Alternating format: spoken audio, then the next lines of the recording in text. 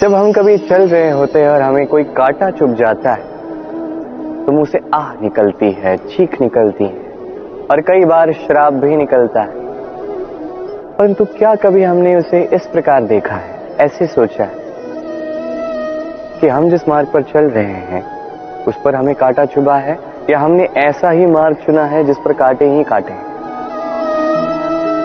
कभी हमने इस प्रकार सोचा है कि ये कांटा हमें कष्ट देने आया है या इस कांटे को हमने ही बोया?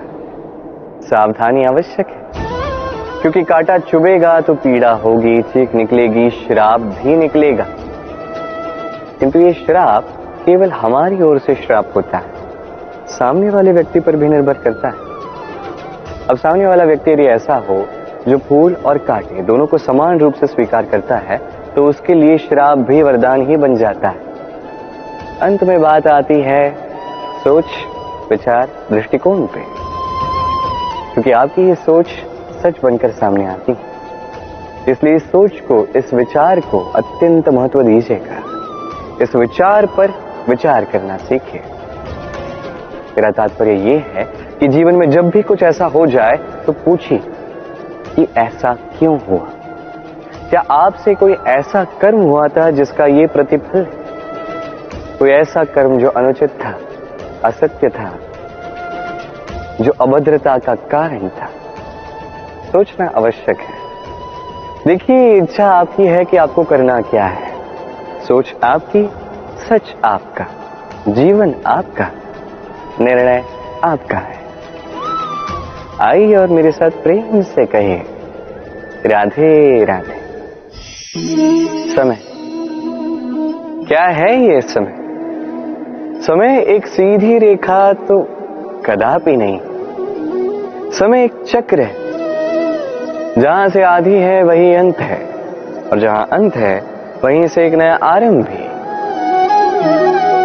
इस समय एक अत्यंत विचित्र सोच है, विचित्र भावना है, एक विचित्र वस्तु है जो किसी के समझ नहीं आती। इस समय की लीला, इसका कोई प्रमाण नहीं, कोई ज्ञान नहीं, कोई माप नहीं। बस इतना हम जान सकते हैं कि जहां अंत होगा वहां से एक नया आरंभ भी होगा।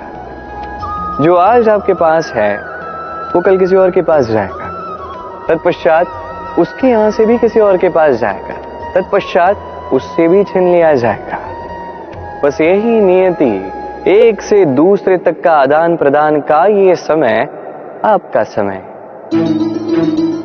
तो इस समय का उपयोग कीजिए, इस समय को जी लीजिए। आपको केवल इतना सुनिश्चित करना है कि आप कौन से पक्ष में हैं।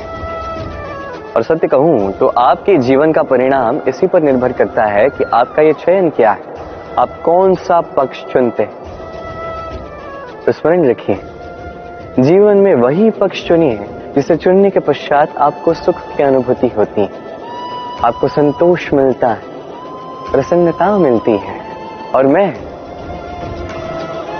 ये सुनिश्चित करूंगा कि यही पक्ष शांति का पक्ष हो, यही पक्ष प्रेम का पक्ष होगा। तो चिंता मत कीजिए, आइए और मेरे साथ प्रेम से कहिए, राधे राधे। दृष्टि और दृष्टिकोण, सारा खेल इसी का है। विचित्र है पर यही सत्य है। अब आपको उदाहरण द्वारा समझाता हूं। कई बार आपने किसी व्यक्ति को देखा होगा ये कहते हुए कि मुझे स्वयं पर गर्व है, अपने आप पर गर्व है, मैं अपनी माता पिता की बहुत अच्छे से सेवा करता, उन्हें सदैव सुखी रखता, उन्हें मैंने घर दे दिया है, सारी सुख सुविधाएं दी हैं, उन्हें जीवन में हर वो वस्तु दी है और दूंगा जिसकी उन्हें आवश्यकता है। अब मुझे बताइए, आप हैं कौन? आप वो बीज है जिसे आपके माता पिता ने बोया है। आपके माता पिता ने ही आपको इस संसार में जन्म दिया है। ये सब कहने का औचित्य क्या है? ये हो गया उस व्यक्ति का दृष्टिकोण। अब देखते हैं ये प्रकृति हमें क्या सिखाती है।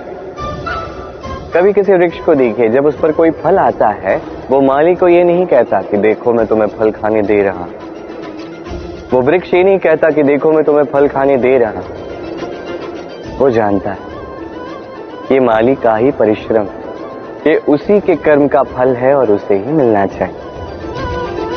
वो कहता है तुम्हारा तुमको अर्पण, क्या लागे में। वो जानता है माली का महत्व क्या है, ये उसका दृष्टिकोण था।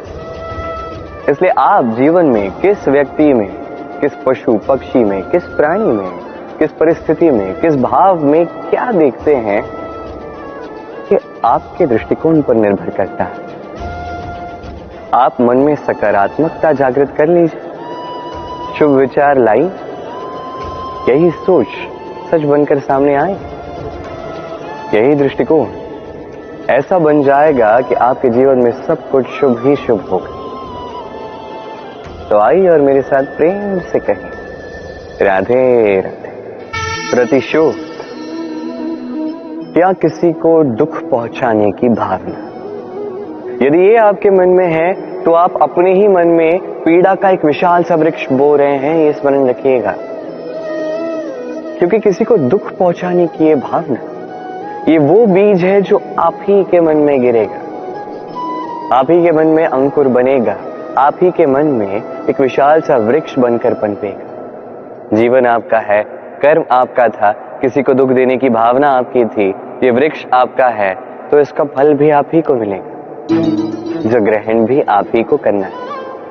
स्मरण रखिए, जो व्यक्ति ये सोचता है कि मैं इसे दुख दूंगा, इसे पीड़ा में देना चाहता, उसी व्यक्ति को दुख और पीड़ा मिलती। यदि इसी स्थान पे आप ये सोचो कि मैं किसी को सुखी करना चाहता, किसी को सुख देना चाहता, तो इसका भी बीज आपके मन में ही उतरेगा, ये भी वृक्ष ही बनेगा जिसका फल आप ही को मिलेगा। बात यहां आती है बस सोच की, सोच जो सच बनकर सामने आती। तो ये सोच शुभ रखिए, सबके लिए हित ही चाहे किसी और के मन में आपके लिए कुछ अच्छा हो ना, आप सबके लिए अच्छी भावना से कर्म करते जाइए, आपके साथ भी अच्छा ही होगा। तो आइए और मेरे साथ प्रेम से कहिए, राधे राधे। जीवन में ऊंचाई पर पहुंचने के लिए मनुष्य को किसकी आवश्यकता होती है?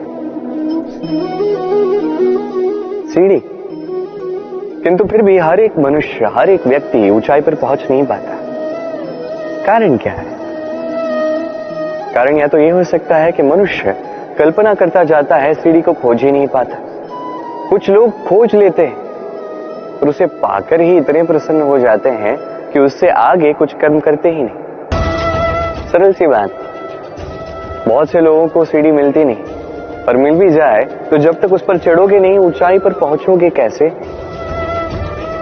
देखिए, जब तक आप परिश्रम नहीं करोगे, जब तक आप ऊपर चढ़ते नहीं जाओगे, जब तक थक नहीं जाओगे, आपके पैरों में, घुटनों में पीड़ा नहीं होगी, तब तक इस ऊंचाई पर पहुंचने का सौभाग्य भी प्राप्त नहीं होगा। तो कल्पना के साथ कर्म कीजिए, परिकल्पना के साथ परिश्रम भी कीजिए, सब मिले। आइए और मेरे साथ प्रेम से कहिए, राधे राधे।